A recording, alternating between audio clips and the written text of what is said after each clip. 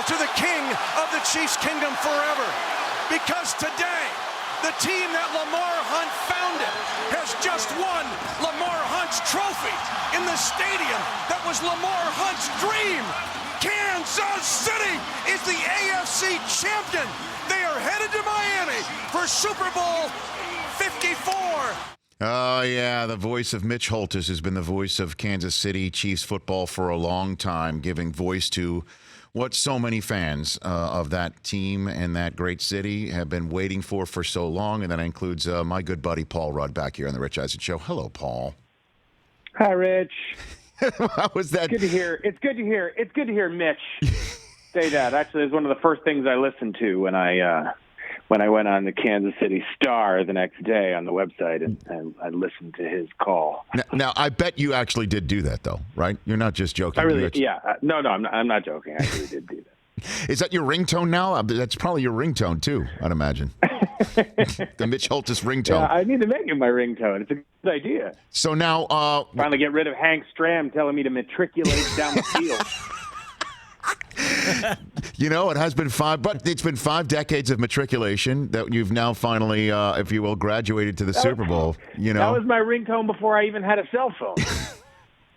That's so odd, but you know what? Yeah. It's just amazing what this has been like. I'm sure for you. I give you the floor. You were there. You were there with your family. I mean, what was that day like for you, Paul?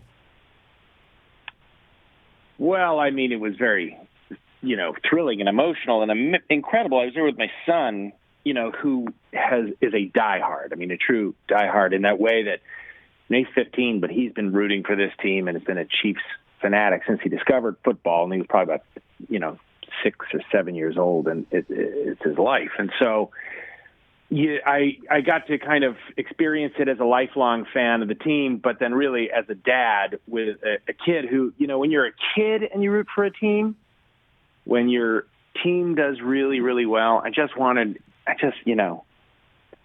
be able to kind of experience it a little through his eyes. I mean, we still got a game to go. I'm not, Yes, no. but winning that game on Sunday was incredible. It was just great. I know you got a game to go, but still, as you know, I'm a Jet fan. And your team just ended a long drought from Super Bowl IV. Mine's 1 year older, Paul. That's right. So I would love to have that one day and just talk about there's still one more to go. Oh my gosh. Yeah, I know. I get, it's not but it's you realize like, oh yeah, no, they're cyclical. You don't want the next cycle to be 50 years from now, but I think about that too with the World Series when the Royals won it in '85 and then the Mets in '86, and it had been kind of similar winning a World Series for New York and Kansas City. It was a similar back-to-back, even though the Mets had been there. I'm getting off topic, Rich. No, but the Royals finally won a few years ago, and now this could be the Chiefs' turn. It could possibly be that. One thing that I realized at a young age, because I was a kid when the Royals won the World Series in '85, was that the greatest thing that can happen to a town, I think, is for that town's team to win a championship. And Kansas City is a Chiefs town. I mean, it's crazy. And, that town supports this team through thick and thin. And the feeling of excitement, and it has been this way for a while, due in no small part to Patrick Mahomes, but, the entire team and the entire town knows players that most of the mainstream media or, most football fans might not know. They can tell you about Pennell. They can tell you all about Dan Sorensen, and it's like they love the team. We're all monitoring Chris Jones and his calf. It's a group effort. So it's really exciting to, it was exciting to be back in Kansas City too, and then to go anywhere and everyone in the town is just decked out in Chiefs gear. Paul Rudd here on the Rich Eisen Show. It's going to be tough for me, and I wonder what it's like for you. I really am beginning to, wonder how this game's going to look and what the game might be like. And it's tough for me not to sit here and think this is Mahomes' moment, that this is it. This is it, And I know that Marino went as a young guy and never went back, but this is just a whole different ball of wax. I don't want to get you too excited, but I mean, it's tough for me, and I have no emotional tie here. It's tough for me to think this is not going to be his time, Paul. Well, I would never comment on that. I hope you're right. I do when I'm in football pools and things like that. I never even pick Chiefs games. I just avoid them. I don't do any of that. I get too tied up in my head, and I don't want to jinx anything. So I don't even. This is the only time I'm even talking about the Chiefs because just with you. Right. I'm like, this is not about me. This is about the Kansas City Chiefs. Yes. I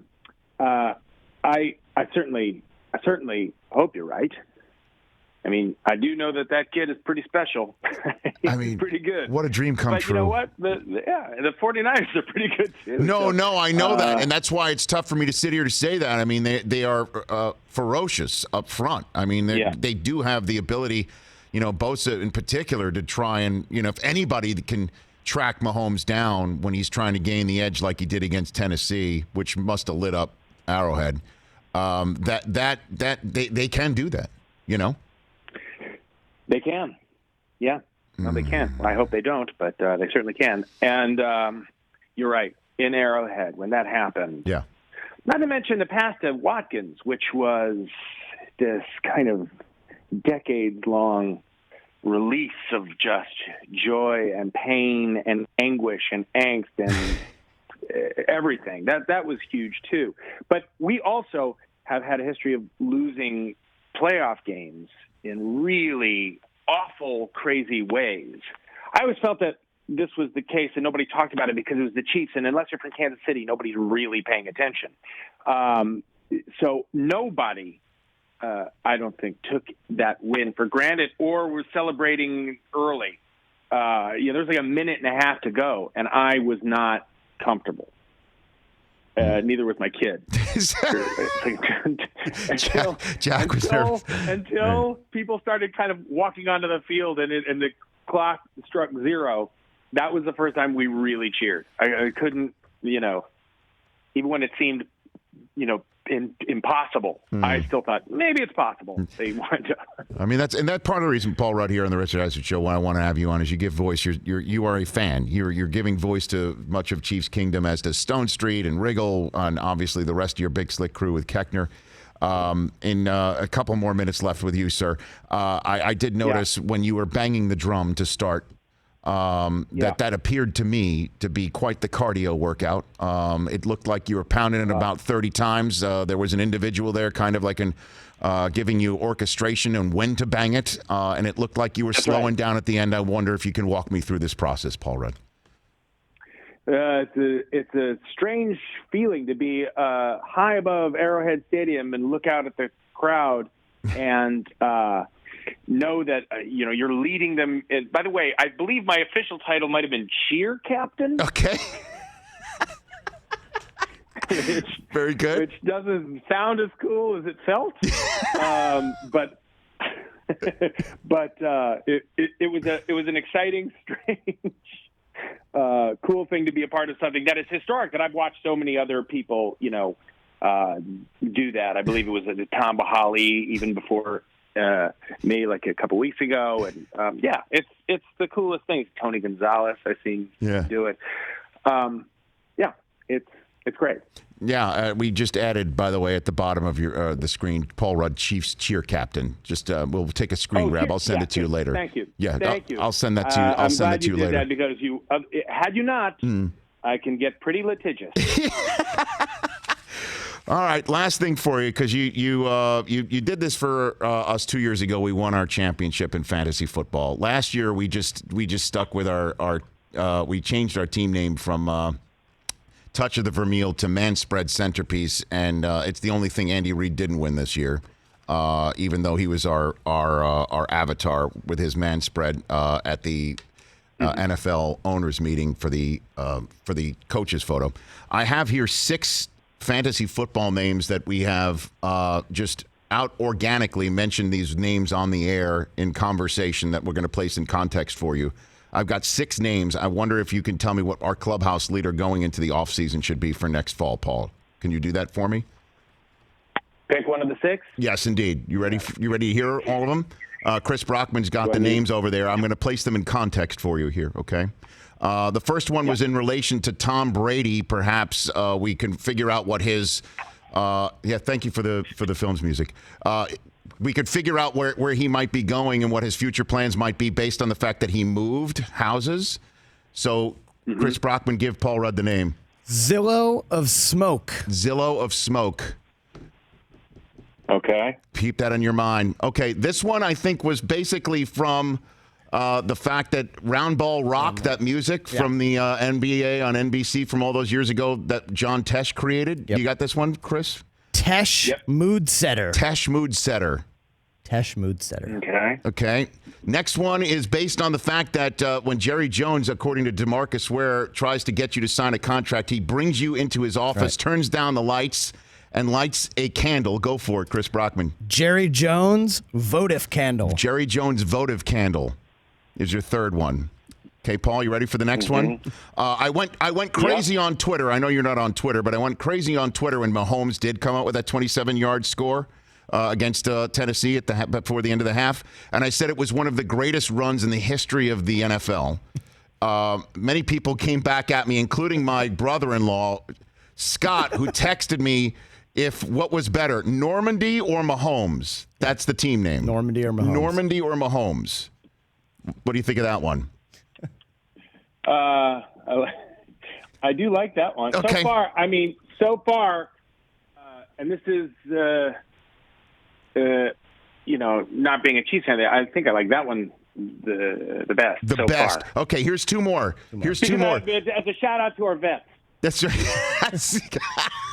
That's correct. All right, so here's the last two. Bill Walton spread peanut butter on a television camera the other day and then licked it off the lens. Give him the name right here. Slow-mo Walton tongue. Slow-mo Walton tongue. That's not bad. And then the last one, based on when there was too many holding penalties in a Thursday night football game. Give it right there. Sean Hockley flag parade. Sean Hockley flag parade. Slow Molten Walton tongue. Normandy or Mahomes. Jerry Jones votive candle. Tesh mood setter or Zillow of smoke. Paul Rudd, what do you think?